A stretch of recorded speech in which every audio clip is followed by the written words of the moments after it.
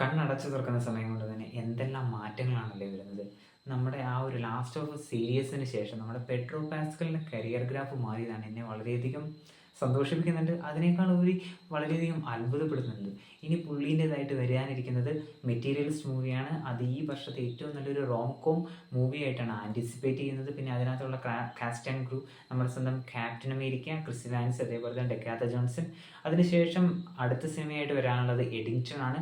ആ ഒരു എഡിങ്ടണിന് ശേഷം ഈ വർഷത്തെ ഏറ്റവും മോസ്റ്റ് ആൻറ്റിസിപ്പേറ്റ് ആയിട്ടുള്ള മാർവൽ സിനിമയായിട്ടുള്ള the fantastic four the first steps ആണ്.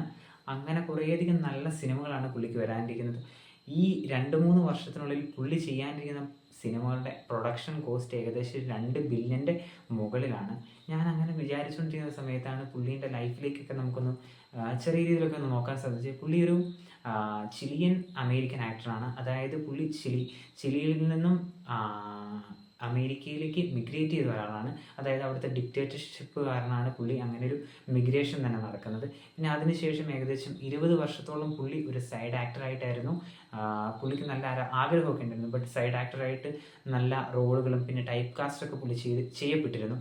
അതിനുശേഷമാണ് പുള്ളിക്ക് നമ്മുടെ സ്വന്തം ഗെയിം ഓഫ് ത്രോൺ സീരീസ് വഴിയായിട്ട് ഒരു ബ്രേക്ക് ത്രൂ ലഭിക്കുന്നത്. അതിനുശേഷമാണ് പുള്ളീൻ്റെ കരിയർ ഗ്രാഫ് ഇങ്ങനെ വലിയ നിലയിലേക്ക് വരാൻ തുടങ്ങുന്നത്. ലാസ്റ്റ് ഓഫ് അസിന് ശേഷമാണെങ്കിൽ പിന്നെ അത് ഭയങ്കര ഒരു അപ്ലിഫ്റ്റ് ആയിരുന്നു. അപ്പോൾ എങ്ങനെയാണെങ്കിലും നമുക്ക് പുള്ളീൻ്റെ നല്ല നല്ല സിനിമകൾക്ക് വേണ്ടി കാത്തിരിക്കാം. ചെറിയൊരു ന്യൂസ് കേൾക്കുകയാണെങ്കിൽ നമ്മുടെ അവഞ്ചേഴ്സിൻ്റെ സീക്രട്ട് വാർസിലും അതേപോലെ തന്നെ നമ്മുടെ ഡൂംസ്ട്രേയിലെല്ലാം പുള്ളി ഉണ്ടാകുമെന്നാണ് പ്രതീക്ഷ.